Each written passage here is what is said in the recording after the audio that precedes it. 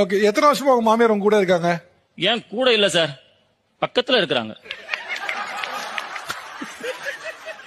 Sir. நான் வாடகை வீட்டுல தான் இருக்கிறேன், சொந்த வீடு கிடையாது.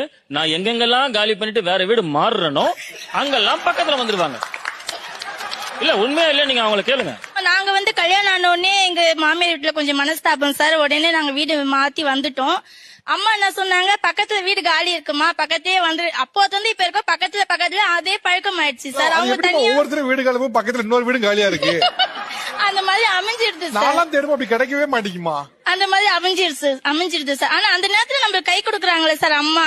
இல்லம்மா, இப்ப ஒண்ணு இல்ல, ஒரு வீட்டுக்கு வராங்க, வீட்டுக்கு வந்தோடனே சட்டை எங்க இருக்கு, பேண்ட் எங்க இருக்கு கேக்குறாங்க. உங்களோட அம்மா பதில் சொல்றாங்க, நீங்க என்ன பண்ணிட்டு இருப்பீங்க, நீங்க ஏன் சைலண்டா இருக்கீங்கன்னு கேட்கலாம் சார். துணி மடிச்சு கொடுக்கறது அம்மா தான் சார். நான் வீட்டுல எல்லா வேலையும் செய்வேன் சார். துணி மடிக்கணும்னா எனக்கு பிடிக்காது சார். அம்மா தான் மடிச்சு எல்லாம் மடிச்சு அவங்களே எடுத்து கூட வச்சிருவாங்க சார். அவங்க அதனால அவங்க கரெக்டா சொல்லுவாங்க. வீட்டுல என்னெல்லாம் வேலை செய்றாங்க ஒய்ஃப்? யார் சார்? ஒய்ஃப் வேலையே செய்யறது இல்ல சார். சார் செய்வேன் சார். சார் நைட்டு நான் வந்து இந்த ஃபேக்டரியில தான் சார் ஒர்க் பண்றேன், வெல்டர். சரிங்களா, நான் ஒர்க் பண்ணிட்டு ஈவினிங் வந்தேன்னா இவங்க படுத்துட்டு இருப்பாங்க. அது வரைக்கும் ஃப்ரீயா இருக்கிறவங்க என்ன பார்த்தோன்னே உட்காந்துருவாங்க. எனக்கு அங்க வலிக்குது இங்க வலிக்குது. நைட்டு டிஃபன் நான் தான் செய்யணும். தோசை போடணும்னா மட்டும் அவர் போடுவார் சார். ஏன்னா மெலிசா போட்டு கொடுப்பாரு, அவர் போடுவார் சார். அவரு மத்தபடி சண்டே டைம்ல கூட அவர் வேலை செய்வார் sir. Sir house owner number கூட தரேன் சார், நான் கால் பண்ணி கேளுங்க. நான் போய் சொல்ல சார், ரொம்ப பாதிக்கப்பட்டிருக்கிறேன், நான் போய் சொல்லல. Download ShareChat.